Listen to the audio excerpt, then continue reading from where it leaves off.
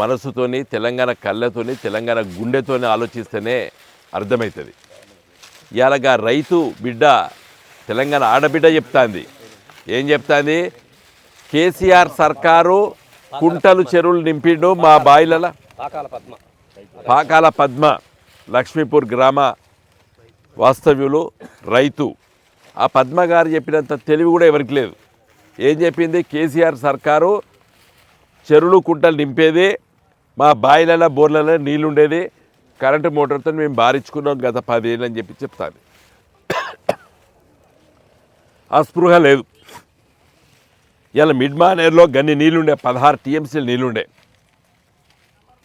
ఆ నీళ్లు తీసుకొచ్చి అన్నపూర్ణలో 2 టీఎంసీలు వేసి ఈ బెజ్జంకి ఇల్లంతకుంట మండలాల్లో చెరువులు కుంటలు అన్నీ నింపితే ఇలా రైతులు కోట్లాది రూపాయల పంట పండించుకున్నది. ఇలా ఈ 2 మండలాల్లో ఉన్నటువంటి రైతులకి నష్టపరిచింది, ఈ కరువు తెచ్చింది కాంగ్రెస్ పార్టీ నాయకత్వం. ఆలోచితంగా అనాలోచితంగా చెప్పినాం 16 టీఎంసీలు ఇప్పటి కూడా కిందికి నీళ్ళు పోతున్నాయి. నీళ్ళు లేక కాదు, ఎక్కడ నీళ్ళు ఇవ్వాలి, ఎప్పుడు ఇవ్వాలి, ఎందుకోసం ఇవ్వాలని ఆలోచించి ప్రయత్నం చేయాలి. ఇలా తోటపల్లి రిజర్వాయర్కి పోతున్నాయి నీళ్ళు. ఇంకా నీళ్ళు 2 టీఎంసీలు ఇక్కడ ఇస్తే బెజ్జంకి మండలమును తర్వాత ఇల్లంతకుంట మండలం మొత్తం పంటలు పడ కోట్లాది రూపాయల పంట పండు. ఈడ ఈ కాంగ్రెస్ ప్రభుత్వము మేడిగడ్డ దగ్గర కూడా వెంటనే మరమ్మతులు చేపట్టి ఒక కాఫర్ డ్యామ్ కట్టి ఆ నీళ్లు ఎత్తిపోస్తే ఈ 2 ఎల్ఎండి మిడ్ మానేర్ నిండు. ఇలా దురదృష్టవశాత్తు కాంగ్రెస్ పార్టీ ప్రజల పట్ల సమయం కేటాయించకపోవడం, ప్రజల సమస్యల పరిష్కారానికి ఆలోచన చేయకపోవడమే ఈ దౌర్భాగ్యం. ఇలా పద్మ రైతు ఆడబిడ్డ పక్కకు ఉన్నటువంటి తన కుటుంబ సభ్యులను పట్టుకొని బోరువని ఏడుస్తూ ఏం చెప్తున్నది? అప్పు అంటే మీ అప్పు తెచ్చుకుంటేవి బ్యాంకు వాళ్ళు వచ్చి పుస్తల తాడు అమ్మి కట్టమ్మా అని చెప్తున్నారు. అంటే ఏ రోజులు గుర్తుకొస్తున్నాయి?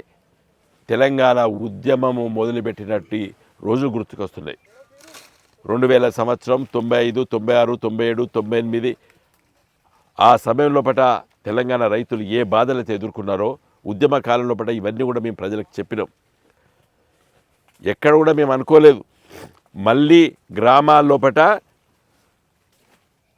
మోటార్ రీవైండింగ్ షాపులు మళ్ళీ తెరుతారని మేము అయితే అనుకోలేదు. తెలంగాణ లోపల ఇలా ప్రతి ఊర్లో మోటారు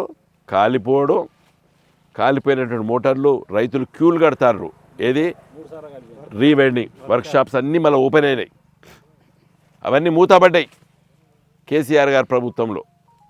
మరి ఈసారి మళ్ళీ ట్రాన్స్ఫార్మర్లు కాలుతాయి, మోటార్లు కాలుతాయి. ఈ పరిస్థితి, ఈ దుస్థితి తెలంగాణకు రావడం చాలా బాధాకరం. ఏదేమైనా కూడా మేము పర్యటించి రైతులకి ధైర్యాన్ని నూరిపోస్తున్నాం.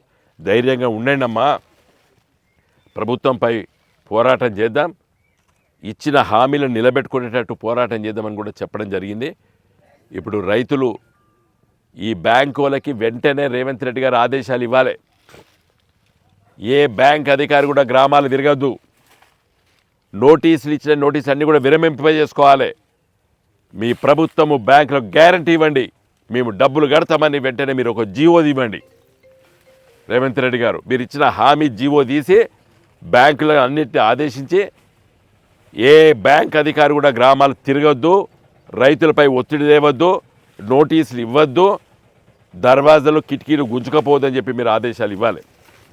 నేను చెప్పలేదు, ఒక రైతు బిడ్డని చెప్పింది తెలంగాణ ఆడబిడ్డ పద్మ గారే చెప్పారు. ఇప్పుడు ఇలా మా బ్యాంకు వాళ్ళు వస్తే నేను కడతను అని కూడా చెప్పింది. కాబట్టి వెంటనే మేము రేవంత్ రెడ్డి గారిని మీరు ఇచ్చిన హామీలు 2 లక్షల రుణమాఫీ వెంటనే బ్యాంకులకు చెప్పేసేయండి, మేము కడతామని చెప్పేసేసి ఏ బ్యాంక్ అధికారి కూడా గ్రామాలు తిరగద్దని కూడా చెప్పండి.